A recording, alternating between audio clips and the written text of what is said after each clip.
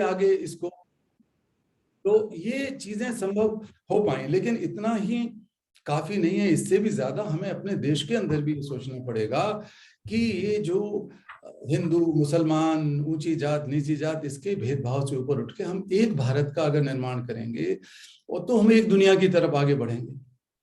आपने बहुत अच्छी बात कही, और पुस्तक में भी जैसे आपने दो बड़ी बातें जिसका मैं जिक्र करना चाह रहा हूँ कि आपने एक बड़ा सकारात्मक बात कही कि इससे जो तीन पीढ़ी है उनमें जोड़कर आपस में कैसे जो भारतीय संस्कृति रही है, माता पिता भाई बहन जीवन साथी बच्चों के निकट के मित्रों के साथ ज्यादा वक्त गुजार कर खुशनुमा और दोस्ती के संबंध रखते हैं, वे न केवल लंबी उम्र जीते हैं, जो आपने लोगों को एक संदेश दिया है इसमें, हृदय रोगों, एल्जाइमर्स, पार्किंसन जैसी गंभीर बीमारियों से बचते हैं ये। और इस तरह से साथ में आपने ये भी जोड़ा है कि अभी चुनाव का जैसे आपने जिक्र भी किया, चुनाव आ जाते हैं कि मतदाताओं, कार्यकर्ताओं, सहयोगियों और नागरिकों के साथ करुणा का रिश्ता राजनीतिज्ञों को न केवल अच्छा इंसान बनाने में मदद करेगा, बल्कि राजनीति में पारदर्शिता, जवाबदेही, समानता और समावेशिता पैदा करेगा।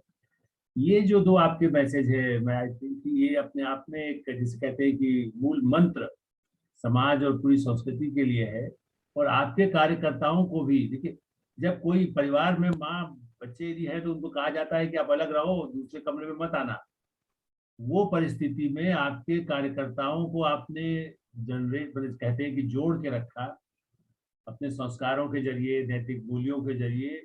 देखिए धन के लिए वो नहीं काम कर रहे थे, ऐसा मैं समझता हूँ, जानता हूँ। और इसलिए जो विशाल 30-40 वर्षों से मैं ही आपका काम देख रहा हूँ, हम लोग छापते रहे आपकी पत्रिकाओं में, दुनिया ने उसको रिकॉग्नाइज किया है। ये क्या मंत्र है जो ऐसे समय में भी कार्यकर्ता करे, और आगे के लिए भी आपका कहना है कि इससे आगे भी एक इस संकट से, जैसे कहते हैं ना कि ब्लेसिंग इन डिस्गाइज जो है, इससे भी उसको वरदान के रूप में परिणित हो सकता है। ये परिकल्पना आपकी कैसी है? मैं एक पौराणिक उदाहरण दूंगा। ब्रह्मा के 4 मुंह बताए जाते हैं। तो पहला मुंह है निर्माण का, सृजन का, दूसरा है संरक्षण का, तीसरा है संवर्धन का, समृद्धि का, और चौथा है परिवर्तन का, क्योंकि एक सीमा के बाद वो चलते रहना चाहिए और ये हमारी संस्कृति के आधार भी हैं। तो अगर हम इनमें से ही अगर देखते हैं तो मैं ये 4 बातें कहा मैंने इस किताब में भी कही हैं और मैं कहता हूँ हमेशा से, और खासकर इस पेंडेमिक और पोस्ट पेंडेमिक टाइम में। The first is globalisation of compassion. We are all running after globalisation of economies, globalization of production, supply chain, technology, especially the social media and information technology, artificial intelligence, all these things are globalized.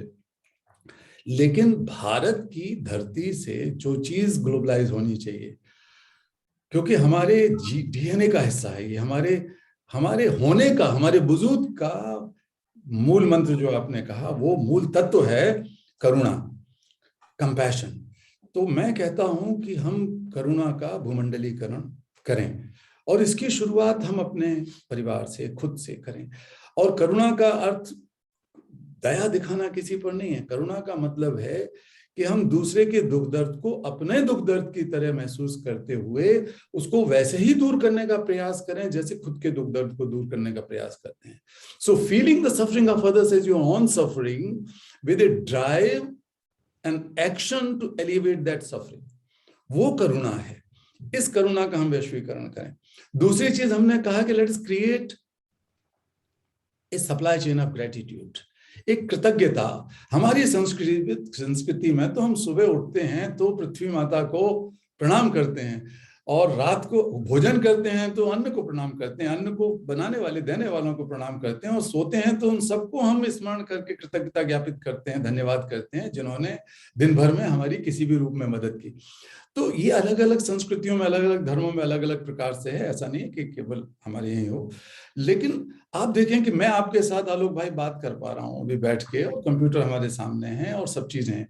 मैं इस कमरे में बैठा हूँ, बिजली चल रही है, तो बिजली मैंने पैदा नहीं की, ये कमरा मैंने नहीं बनाया, किसी और ने बनाया है। पैसे भले ही हमने लगाए हों, लेकिन अकेले पैसे से कमरा नहीं बना। इसमें कितने लोगों की मेहनत है, किसी ने बिजली का, किसी ने पानी का, किसी ने इसमें ईंटें बनाने के लिए ईंट के भट्टों में काम किया होगा, किसी ने मजदूर ने यहाँ पर काम किया होगा। तो हर चीज के लिए, हमारे भोजन के लिए हमारे किसान, हमारे खेत के मजदूर, कितने लोग इसके लिए जिम्मेवार हैं। मेरे कपड़े पहने बैठा हूं मैं सुरक्षित, इन कपड़ों के लिए कितने लोग हैं। तो अगर हम ये सोचना शुरू करें कि हम अपने दिन भर में या अपने जीवन में कृतज्ञता सीखें कि हम अगर अमीर से अमीर भी हैं, बुद्धिमान से बुद्धिमान भी हैं, ज्ञानवान हैं, धनिक हैं, सत्ता में बैठे हैं किसी भी बड़े पद पर, तो हम अकेले अपने कारण से नहीं बैठे। इसके लिए बहुत लोगों का एक सप्लाई चेन है पूरी की पूरी। And let us create that supply chain of gratitude, कृतज्ञता का एक उस तरह का करें। तीसरी बात मैंने कही कि let us also try to create an internet of responsibility.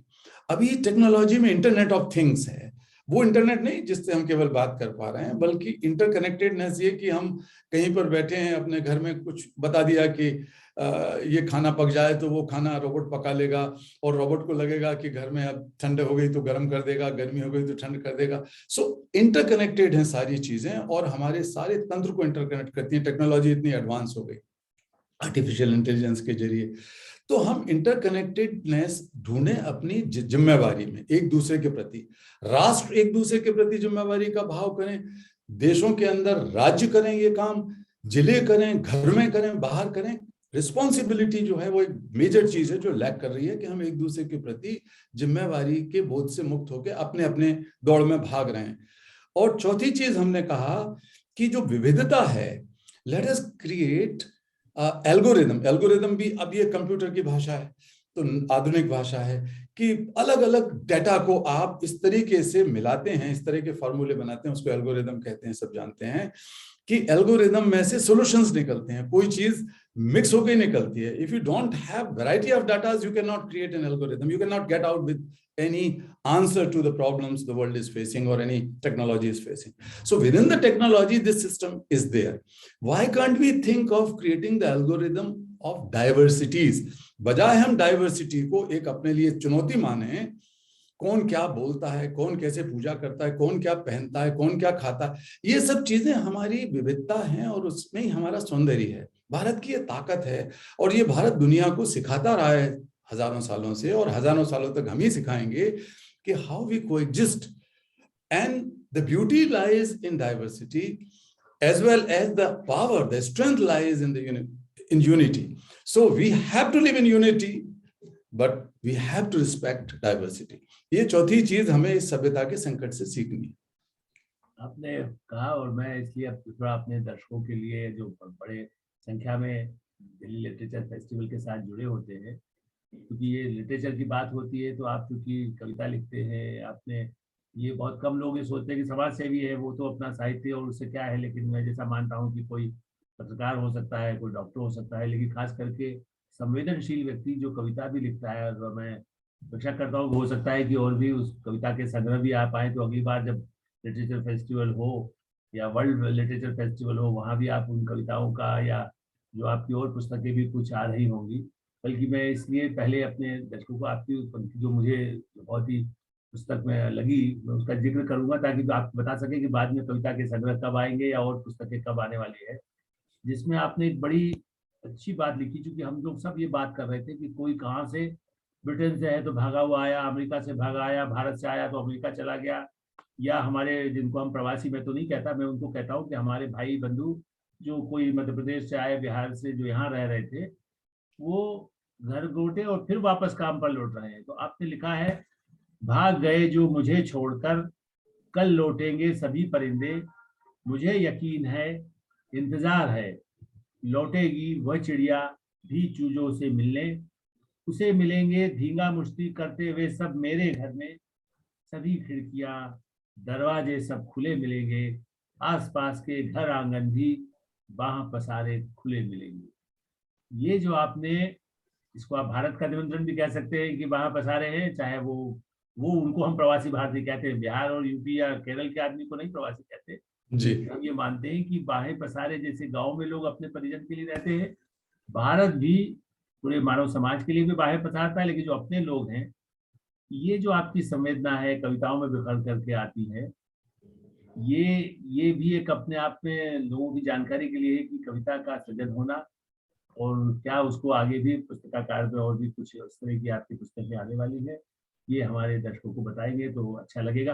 क्योंकि मीनू अग्रवाल जी ने भी शुरू में भी मैंने उनसे कहा कि हिंदी अंग्रेजी दोनों, तो हमने कहा क्योंकि इसलिए कि वो अजय शर्मा और कुणाल जो हमारे गुप्ता जो जुड़े हुए हैं, वो सबके मन में ये इच्छा रहती है कि आगे भी जो होना है, हमारे संबंध जैसे कहते हैं ना, घर पसारे हैं, दरवाजे खिड़कियां खुली रहें, उस दृष्टि से कुछ आप उसके बारे में भी रहस्य हमें बताएं कि ये सब कब कर लेते हैं आप, कविता भी समाज सेवा के साथ। कविता करना या लिखना तो मेरा कोई उस तरह का काम नहीं है, लेकिन कई बार इस तरह के विचार मन में आते हैं कि उसको लिखा जाए, लोगों तक पहुंचे। लोग भी हमें, अपने मित्र लोग भी प्रोत्साहित करते रहते हैं। इसी तरह कविता का है कि कविता हमसे लिखवा लेती है, हम तो कविता क्या लिखेंगे। तो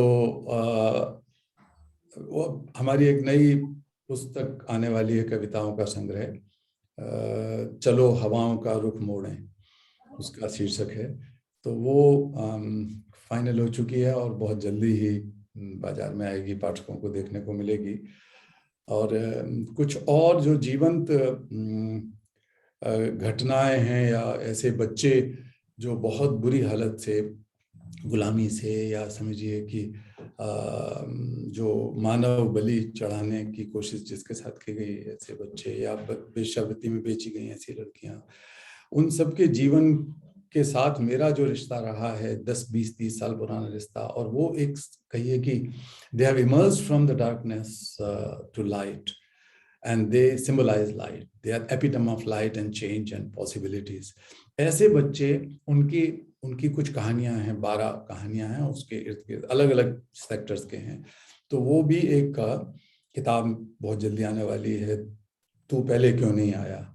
एक बच्चे ने मुझसे पूछा, जो गुलामी में पैदा होकर बड़ी हुई थी और पत्थर की खदानों में गुलामी करती थी 3 जनरेशन से, और उसे कुछ पता नहीं थी बाहर की दुनिया का। जब मैं उसे छुड़ा के ला रहा था तो उसने बहुत हिम्मत करके, थोड़ा उसे मुझ पे भरोसा, मेरे माध्यम से शायद मानवता पर, सभ्यता पर, समाज पर भरोसा जागा होगा, तो उसने डांट के मुझसे पूछा कि क्यों रे, तू पहले क्यों नहीं आया। तो वो उसी शीर्षक से मेरी एक और किताब आ रही है, एक और आएगी बहुत जल्दी, सपनों का उजाला।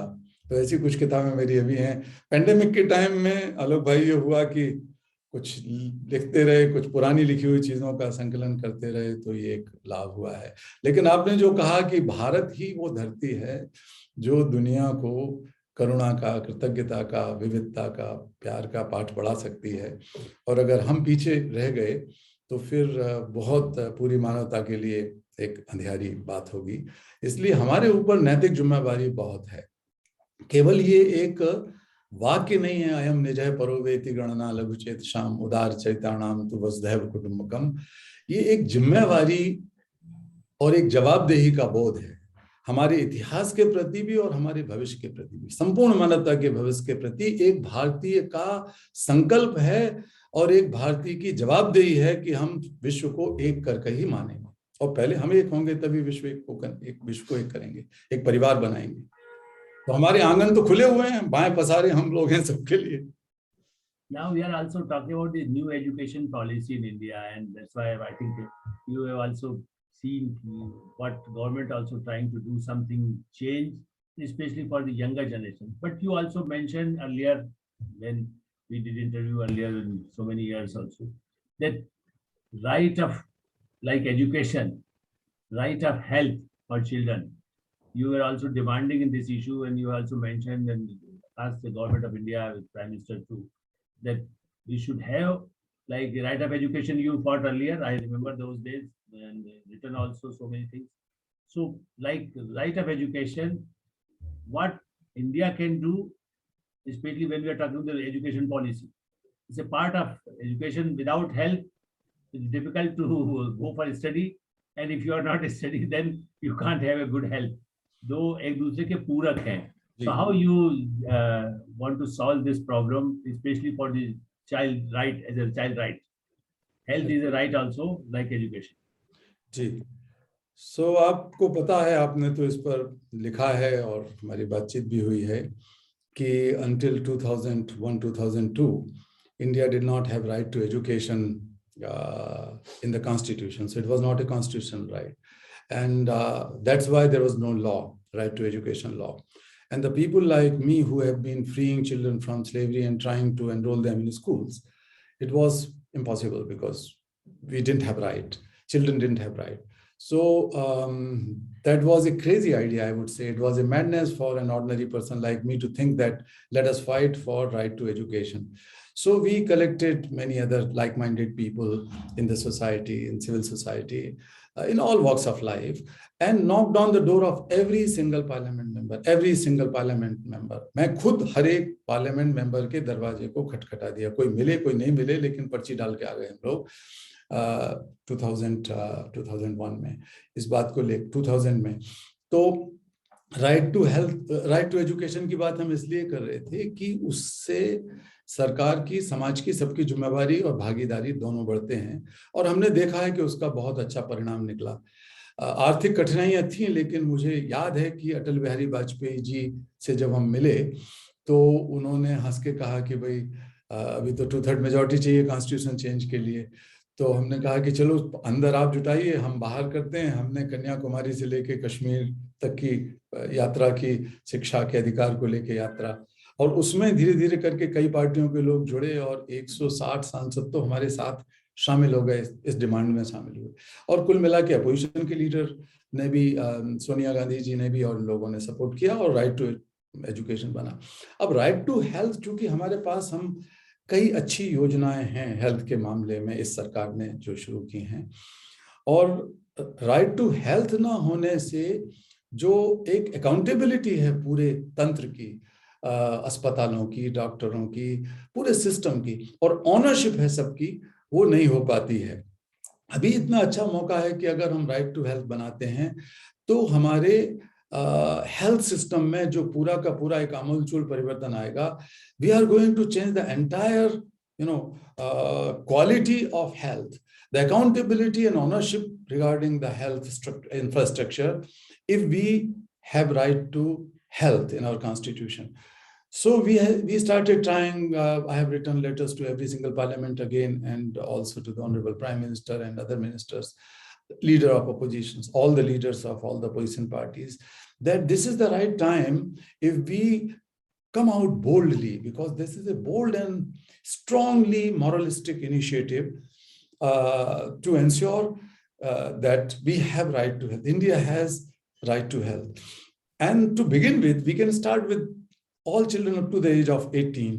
So फिर mental health भी, physical health भी, all kind of health facilities would not be just a kind of a welfare measure or a development measure.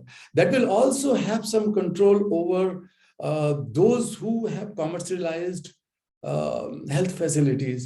अभी हमने एक तरफ देखा कि हमारे डॉक्टरों ने, हेल्थ वर्कर्स ने अपने जान न्यौछावर कर दी, प्राण न्यौछावर कर दिए, इस बात की चिंता किए बगैर कि उनके छोटे छोटे बच्चे हैं, लेकिन उन्होंने दूसरों को बचाने में अपने आप को शहीद कर दिया। ऐसे उदाहरण भी हैं। दूसरी तरफ वो उदाहरण भी हैं जहां पर ऑक्सीजन के नाम पर लोगों ने ऐसे ही हवा भर के लोगों को दे दी और पैसे लूट लिए, और अलग अलग कामों से पैसे लूट लिए। तो इस सबको अगर हमें नियंत्रित करना है, to regulate these situations and healthcare facilities, right to health would be a good solution, or perhaps the best solution, and India can afford it. India ने बहुत सारे bold initiative लिए हैं और लिए जा रहे हैं, तो why not right to health? बहुत अच्छा आपने कहा। मेरे ख्याल वैसे तो बहुत सारे लोग अभी हम यदि बात करते रहे तो हो सकता है घंटों कर सकते हैं, क्योंकि आपके पास तो अनुभव का भंडार है। मैं एक इस मोड़ पर ये चाहूंगा, कविता का जिक्र तो मैंने आपकी कविताएं कुछ उसमें से शब्द सुन लिया।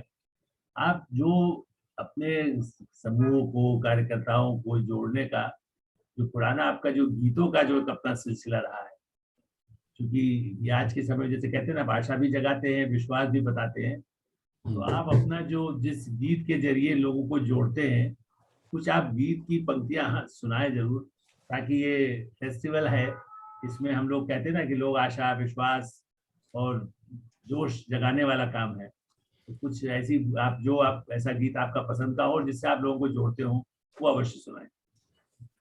जी, तो मैं एक सेकंड आपको एक गीत सुनाता हूँ, जो अभी हाल में ही हमने एक जो बच्चों के ऊपर यौन शोषण और बलात्कार की घटनाएं दुनिया भर में बढ़ रही हैं, भारत में भी बढ़ी हैं, और भारत ने बहुत सारे राज्य सरकारों ने भी और हमारी केंद्र सरकार ने भी बहुत सुधार किए अपने कानूनों में। हमने एक पूरी भारत की एक यात्रा निकाली थी, वही स्वामी विवेकानंद के शिला स्मारक से लेके और कश्मीर तक की, और उस यात्रा वो इस सारे यौन शोषण के खिलाफ, चारित्रिक पतन जो हो रहा है देश का, उसके खिलाफ सामाजिक जागरूकता पैदा करने के लिए हमने एक जो निकाला, एक सेकंड, आपने अचानक पूछ लिया, वो उसका था मुख्य रूप से कि निकल पड़े हैं गांव गली और चौबारों से निकल पड़े हैं। तो थोड़ा सा मैं आपको सुना देता हूँ। निकल पड़े हैं, निकल पड़े हैं, निकल पड़े हैं, हम निकल पड़े, बिकने को तैयार नहीं हम, लुटने को तैयार नहीं हम, झुकने को तैयार नहीं हम, रुकने को तैयार नहीं, हम निकल पड़े हैं। सांसों में तूफान लिए हम निकल पड़े हैं, दिल में हिंदुस्तान लिए हम निकल पड़े हैं, दिल में हिंदुस्तान लिए हम निकल पड़े हैं। मोम की गुड़िया बना के हमसे खेल रहे थे, वो तो कल था। मोम की गुड़िया बना के हमसे खेल रहे थे, वो तो कल था। जानवरों से कम कीमत पर बेच रहे थे, वो तो कल था। अब तुम हमको छू न सकोगे खोटी नजरों वालों, सुन लो, आग का दरिया बनकर अब हम निकल पड़े हैं। सांसों में तूफान लिए हम निकल पड़े हैं, दिल में हिंदुस्तान लिए हम निकल पड़े हैं। लहू लुहान जिसमें घायल रूह लिए हम, पैरों को फौलाद बनाकर निकल पड़े हैं। अंधेरों से जाकर कह दो छुप कर बैठे, अंधेरों से जाकर कह दो छुप कर बैठे, दोपहरी का सूरज बनकर निकल पड़े हैं। सांसों में तूफान लिए हम निकल पड़े हैं, दिल में हिंदुस्तान लिए हम निकल पड़े हैं। और आखिरी में है, बहुत लंबी है लेकिन आखिरी बताता हूं। जिनको अपने बेटे प्यारे, बेटी प्यारी, जिनको अपने भाई प्यारे, बहनें प्यारी, साथ में आओ, हाथ मिलाओ, कदम बढ़ाओ, साथ में आओ, हाथ बढ़ाओ, कदम मिलाओ। सांसों में तूफान लिए हम निकल पड़े हैं, दिल में हिंदुस्तान लिए हम निकल पड़े हैं। वाह, बहुत अच्छा है। एक विश्वास पैदा करना, लोगों के मन में एक संकल्प के साथ आगे बढ़ना, और भारत के लोग हम निकल पड़े हैं। और आप तो पूरे विश्व में ये ध्वज पताका नोबेल पुरस्कार भी, मैंने कहा कि वो स्वयं सम्मानित हुआ है आपका और भारत का सम्मान करके। हम आशा करते हैं कि आपके इस तरह की रचनाओं से, आपके निरंतर प्रयासों से कैलाश सत्यार्थी फाउंडेशन, बचपन बचाओ आंदोलन और इससे जुड़े हुए और विश्व भर में जो आपके प्रयास हैं वो सफल हों। आपकी पुस्तकें हिंदी और अंग्रेजी और भारत और अन्य भाषाओं में भी, फ्रेंच में, जर्मन में, इवन चाइनीज में भी, जो चाहे वो हमसे जहाँ से कोरोना आया है सभ्यता के लिए, वो भी यदि उसको सुन करके उस मानव समाज के नाते जो हमारे पड़ोसी देश हैं, मैं इसका जिक्र नहीं कर रहा हूँ, बीच में आपने उस समय में कुछ पार्टीज को लेकर के भी जो बातें हुई, जो कुछ ऐसे कट्टरपंथी संगठन है जिसकी वजह से कोरोना फैला, उसके बाद भी कैसे समाज ने उसके निपट करके आगे बढ़ा, इस दृष्टि से भविष्य में भारत आगे बढ़ता रहे, निपटता रहे, बच्चों का भविष्य उज्जवल हो। मैं इसके लिए आपका बहुत धन्यवाद करता हूँ। और इस आयोजन के लिए भी अभी वैसे कुछ प्रश्नोत्तर होंगे, उसके बाद जो समय होगा तो मीनू अग्रवाल जी उसको आगे बढ़ाएंगी कि यदि जो लोगों ने कुछ अभी कोई जिज्ञासा हो, जो आपसे सवाल पूछना चाहें या इस कार्यक्रम के बारे में कुछ बात कहना चाहें तो मैं, लेकिन यहाँ हम लोग इस बातचीत को जो अभी हमने कहा एक समयावधि के हिसाब से उसको निचोड़ को यहाँ विराम देता हूँ। आपका सबका आभार करते हुए और दिल्ली लिटरेचर फेस्टिवल के जो आयोजक हैं पूरे, उन सबका भी धन्यवाद करते हुए तो मैं आग्रह करूंगा कि जो सवाल है उस पर मीनू जी आगे बढ़ाएं। मीनू जी, अब आपके हाथ में मंच है। Thank you sir. आपका सेशन इतना इंटरेस्टिंग था कि मैं मंत्र मुग्ध होकर आपकी कविताएं सुन रही थी। धन्यवाद, धन्यवाद। ये हमारे आलोक भाई हैं, ये हमारे प्रेरणा स्रोत रहे हैं लिखने में और पत्रकारिता में, और मुझे गर्व है कि हम दोनों, मैं उसी प्रदेश से आता हूँ जहां से आलोक भाई आते हैं, इसलिए जब इनके साथ बातचीत होती है तो ऐसे ही होता है। सर एक क्वेश्चन है कि 80 के दशक में बिना सोशल मीडिया के आपने ये नेक काम कैसे शुरू किया? आपने उस समय लोगों को कैसे जोड़ा? उस समय बातचीत करके जोड़ा, लोग मजाक बनाते थे, लोग कहते थे कि ये पागल हो गया है। मैं इंजीनियर था पढ़ाई लिखाई से और यूनिवर्सिटी में इंजीनियरिंग पढ़ाता था, और वो काम छोड़ के और जब ये लगा तो ये कोई मुद्दा नहीं था समाज में, कोई जानता भी नहीं था, कानून भी नहीं था, अंग्रेजों के जमाने का कोई कानून था तो कोई उसको किसी ने उसका उपयोग नहीं किया था। तो सामाजिक जागरूकता चेतना नहीं थी। बातचीत से शुरू किया। इसके बाद फिर मैं कॉलेज के ज़माने से, शायद उससे पहले से ही लिख रहा था पत्र पत्रिकाओं में, तो अखबारों में और पत्रिकाओं में लिखता था इस मुद्दे को लेके, तो थोड़ी जागरूकता और चेतना फैलती थी। लेकिन ये जो संपादक गण थे इनकी भी एक सीमा है, इससे ज़्यादा वो बार बार एक ही बात को नहीं छाप सकते थे, बच्चों की गुलामी की और शोषण की, मजदूरी की। तो हमने अपनी पत्रिका निकाली, फिर एक किसी तरह चंदा इकट्ठा करके संघर्ष जारी रहेगा नाम से, इन्हीं मुद्दों को लेकर। और वो पहली हिंदी की एक पाक्षिक पत्रिका थी that was solely dedicated for the, you can call it, last person of society in Gandhian language. So the most marginalized, the most neglected and most unheard lot of Indian society, जो औरतें और बच्चों के लिए जो सबसे ज्यादा पिछड़े थे, 1981 की बात है। तो ऐसे धीरे धीरे करके ये आगे बढ़ा। तो सोशल मीडिया नहीं था, हमारे पास टेलीफोन भी नहीं था, मेरे घर में भी टेलीफोन नहीं था, ऑफिस में भी फोन नहीं था, तो बाजार में कहीं जाके फोन करना पड़ता था, पोस्ट ऑफिस में जाके अगर किसी से बात करनी हो तो लेकिन वो एक अच्छा दौर था। पत्रिका छपाने के लिए भी हम दिल्ली की पुरानी, दिल्ली में सबसे सस्ती दुकान ये होते थे, छापाखाने, प्रेस होती थी, पहाड़ी धीरज और पहाड़गंज के इलाके में। तो वहां पर कंप्यूटर नहीं आए थे तब तक भारत में, इसलिए जब एक एक अक्षर ही नहीं बल्कि उसकी मात्रा और सबको मिला के जोड़ के रखना पड़ता था, तो 8-8, 10-10 घंटे बैठना पड़ता था वहां 2-2, 3-3 पेज के लिए। तो फिर उसमें करेक्शन करना, फिर करना, फिर उसका प्रिंट निकाल के फिर करेक्शन करना। तो वो एक अपने आप में बड़ा संघर्ष था, लेकिन उस संघर्ष से हमें ताकत मिली, क्योंकि अगर सपना बड़ा है, सपने को पूरा करने का संकल्प बड़ा है और उसके लिए कुछ भी आप छोड़ने के लिए तैयार हैं, तो कोई भी चीज बड़ी नहीं है उनके मुकाबले, कोई भी मुश्किल बड़ी नहीं है। सर मेरा अगला सवाल है कि बाल मजदूरों के खिलाफ काम करने की प्रेरणा आपको कहाँ से मिली? बाल मजदूरी के खिलाफ प्रेरणा मुझे बिल्कुल पहले ही दिन मिले मेरे स्कूल के, जब मैं करीब 5 साल का था। तो स्कूल के दरवाजे पर एक बच्चा मोची जूतों पे पॉलिश करना और जूतों को सुधारने का काम करता था। तो मैं जब अंदर घुसा तो मेरे मन में बहुत ही ज्यादा इस तरह का एक सवाल उठा, और बहुत बुरा लगा कि हम सब बच्चे तो स्कूल के अंदर जा रहे हैं और ये बाहर बैठ के हमारी तरफ देख रहा है कि हम उसको कुछ जूता सुधारने के लिए कुछ दे दें। हम तो नए जूते पहने हुए थे। ये बात मैंने अपने टीचर से पूछी, अपने घर वालों से पूछी, सबने कहा गरीब के बच्चे हैं, काम करते हैं, ये तो आम बात है। लेकिन मुझे बहुत बुरा लगा, क्योंकि मेरा पहला दिन था स्कूल का। तो मैंने एक दिन हिम्मत करके उस बच्चे से, वो भी मेरी उम्र का था, और उसके पिता से यही सवाल पूछ लिया, जो साथ में बैठ के काम कर रहा था। तो बच्चा तो शर्मीला था, सर झुका के बैठा रहा, लेकिन पिता एकदम हाथ जोड़ के खड़े हो गए। अब जात पात का आज से आप सोच सकती हो कि 60 साल पहले कितनी बुरी हालत होगी। तो वो हाथ जोड़ के खड़े हो गए, बोले कि बाबूजी मैंने तो कभी ये सोचा नहीं, मेरे तो बाप दादी यही काम करते थे और अब मेरा बेटा कर रहा है, मैं भी कर रहा हूँ। फिर उसने थोड़ी देर के लिए रुक के कहा कि देखिए, स्कूल जाने के लिए तो आप लोग होते हैं पैदा, हम तो इसी काम के लिए पैदा होते हैं। When this man told me that we are born to work and schools are for you, I was so shocked. I started crying as a child. I didn't know what was that. I could not comprehend. I could not understand.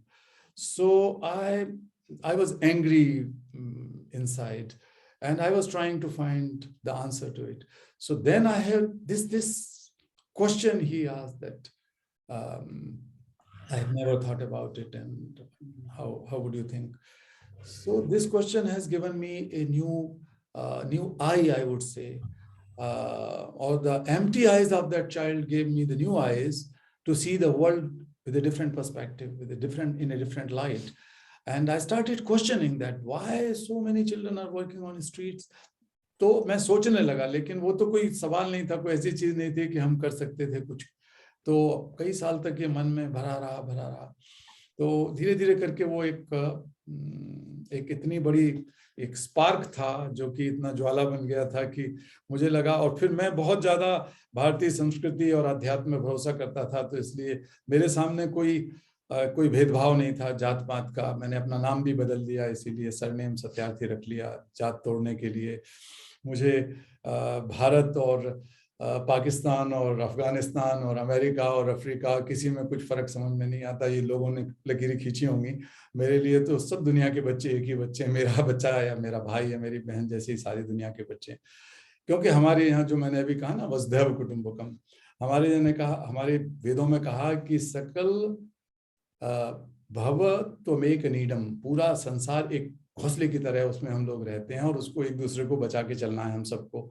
तो ये जो हमारे दार्शनिक और आध्यात्मिक मंत्र हैं, उसका बहुत असर हमारे ऊपर रहा। तो हमने सारी दुनिया में काम शुरू कर दिया, ना केवल भारत में। और अब मैं करीब 140-45 देशों में काम करता हूँ पिछले 20-25 साल से।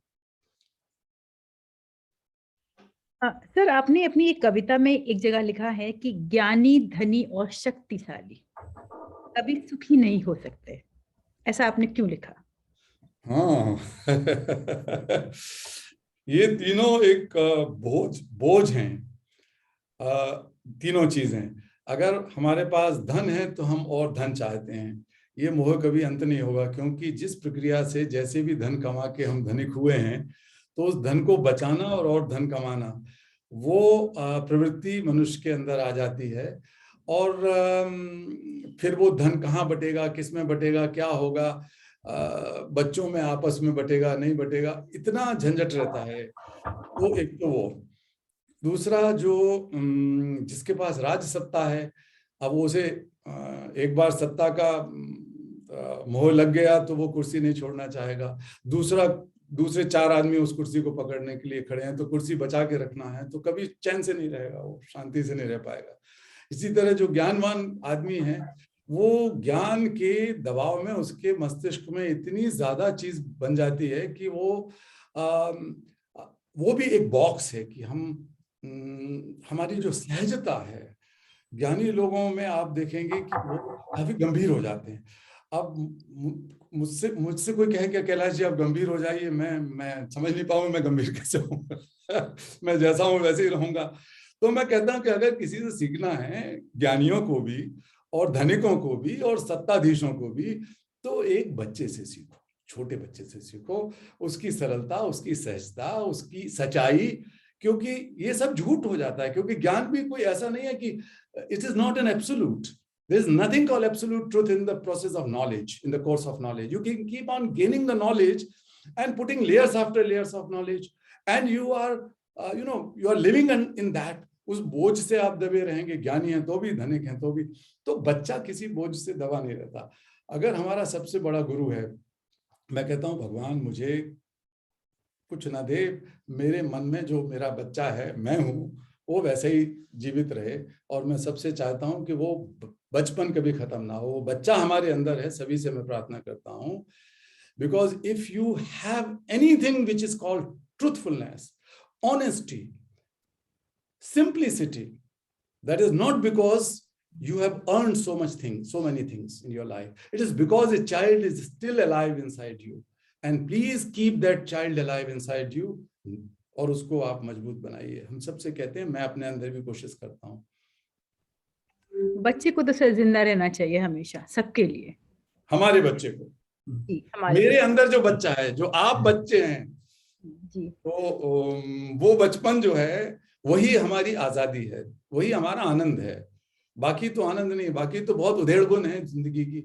जितना ज्ञान बढ़ाओगे उतना ही ज्यादा उधेड़ बुन बढ़ती चली जाएगी। सर, अगर आपकी इजाजत हो तो मैं आपसे एक बहुत पर्सनल क्वेश्चन पूछना चाहूंगी यहाँ। आखिरी सवाल पूछ लीजिए। आपका बचपन कैसा था? और आपने अपने एक इंटरव्यू में बोला था कि युवावस्था में आप एक लड़की को पसंद करते थे और उसके आपने काफी चक्कर लगाए, तो क्या हुआ उस लड़की का? युवावस्था में लड़की के चक्कर लगाने मैंने शुरू किए, लड़की भी मेरे चक्कर लगाने लगी, तो ये अच्छा हुआ। लेकिन एक बार हमारे कॉलेज में एक बड़ा कार्यक्रम था इंजीनियरिंग कॉलेज में, और वो अकेली लड़की वहाँ इंजीनियरिंग कॉलेज में थी और सारे लड़के उसके चक्कर लगाते थे, लेकिन उसको शायद मुझ पे भरोसा था। अब प्यार तो मैं नहीं कहूँगा, लेकिन हो सकता है कि उम्र ऐसी थी, उम्र का तकाजा था, हो जाता है। तो एक कार्यक्रम हमारे यहाँ हुआ जिसमें हमने उस समय नई नई पाकीजा फिल्म आई थी, तो पाकीजा फिल्म के गाने लिखे थे हमारे भोपाल में ही रहने वाले कैफ भोपाली साहब ने, ज़्यादातर गाने लिखे थे। तो कैफ भोपाली का एक गाना था, इन्हीं लोगों ने ले ली ना दुपट्टा मेरा। तो कैफ साहब को हमने अपने कार्यक्रम में बुलाया। कैफ साहब वहाँ पर अंदर ही green room, so called green room, stage के पीछे वाला जो रूम था, उसमें उन्होंने किसी से मंगा के अपने चेलों से और काफी 1-2 बोतलें पी ली। लोग बताते थे कि वो सुबह से शुरू करते थे तो रात तक बोतल चाहिए होती थी उनको। कैफ साहब को, बड़े नामी गिरामी आदमी थे। तो कैफ साहब को मैं जब अंदर से बाहर लाया, मैं स्टेज संचालन कर रहा था, तो मैं लेके आया तो वो लड़खड़ाते आए और वहां गिर गए। लोग हंस दिए, हमारे अपोजिशन के छात्र लोग हंस दिए, क्योंकि वो तो स्टूडेंट यूनियंस में सब झंझट चलता है कि चलो इसका फेल हो गया कैलाश सत्यार्थी का प्रोग्राम। तो कैफ साहब को बड़ी मुश्किल से मना के माइक थामा, वहीं बिठा के पकड़ के गोद में। तो कैफ साहब गाने लगे, इन्हीं लोगों ने ले ली ना दुपट्टा मेरा। तो हमने सोचा कि आगे कुछ गाएगा, फिर उन्होंने कहा कि इन्हीं लोगों ने ले ली ना दुपट्टा मेरा। अब उनका रिकॉर्ड भाई थम गया, जैसे पुराने रिकॉर्ड होते थे तो सुई अटक जाए तो एक बार इन्हीं लोगों ने ले ली ना और जितना मैं कहूँ और गुस्से में बोले, इन्हीं लोगों ने ले ली ना दुपट्टा मेरा। फिर वो मैं ज्यादा किया तो उन्होंने मेरा ऐसी कॉलर पकड़ लिया, इन्हीं लोगों ने ले ली ना दुपट्टा मेरा। तो अब लोग हूट करने लगे, चिल्लाने लगे कि इसी ने, कैलाश सत्यार्थी ने दुपट्टा ले लिया इनका। तो मैंने कहा, इधर उधर देखा मैंने, तो वो लड़की जो थी अकेली, वो सामने बैठी थी श्रोताओं में नीचे पंक्ति में, वो भी दुपट्टा पहने हुई थी। तो मुझे कुछ नहीं सूझा तो मैंने बड़े जोर से कहा, अरे बहन जी। अब ऐसे कहता कि मैडम अपना दुपट्टा दे दो तो पिटाई होती, वहां और तमाशा हो जाता। 2 बार कहा, मेरी बहन सामने बैठी हुई है, मेरी बहन से मैं निवेदन करूंगा कि वो अपना दुपट्टा थोड़ी देर के लिए हमारे कैफ साहब को दे दें, तो कम से कम कैफ साहब गाना शुरू कर दें। तो वो बेचारी उठा के आई वहां से, और वो चुन्नी से ओढ़ी हुई थी, भली लड़की थी। उसने हमारी बात सुन के मेरी तरफ ऐसे देखा तो सही, इशारे से 6-7 बार मैंने बहन कहा। तो बस अब राखी बंधने की देर थी, थोड़े दिन बाद, और तो हो गया काम। तो राखी बन गई बाद में? और क्या करते आप बताइए। उस पर भी मोहर लगानी थी, राखी की मोहर लगती है। और एक बार, अब हम तो ऐसे इस संस्कृति में पैदा हुए कि एक बार किसी को बहन कह दिया तो फिर सारे जीवन के लिए बहन हो गई। Thank you so much. आपका और आलोक जी का बहुत बहुत धन्यवाद इस महत्वपूर्ण चर्चा के लिए। And with this we come to the end of the day 1 of 10th edition of Delhi Literature Festival. We will be back tomorrow, which is 19th of February, Saturday, where we have 3 sessions tomorrow, 12 to 1, which will be Delhi Literature Festival inaugural session. And there will be a welcome address by Ms. Bharti Bhargava, founder director of Delhi Lit Fest. Special address would be by Miss Mili Ashwarya, publisher Edbury Publishing and Vintage Group. Shri Mayank, co-founder of CEO Co-app. Keynote speakers would be Dr. Anand Rangnathan, Dr. Alok Mehta, Padma Shri. And our chief guest would be Shri Kishan Reddy, Honorable Union Minister, Ministry of Culture, Tourism and Development of Northeastern Region Government. And vote of thanks would be Dr. Nasir Jamal. 5 p.m. to 6 p.m. we will have Sita, A Tale of Ancient Love by Bhanumati Narsimhan in conversation with Vinita Bakshi. And 7 to 8 we will have The Star in My Sky, Those Who Brightened My Film Journey. Author and personality is Divya Datta in conversation with Uday P. Singh. With that, we thank our partners, Vodafone Idea, Media Partner NewsX, DLF Malls, and LIC of India, Zindagi Ke Saath Bhi, Zindagi Ke Baad Bhi, and our social partner, Co-app. A man is but the product of his thoughts. What he thinks, he becomes. So with this quote of Mahatma Gandhi, let's stay positive in our thoughts and action. And thank you all. This is Meenu Agarwal, your host of the day, signing off from Delhi Lit Fest. Stay safe. See you all tomorrow at 12 noon. Namaskar.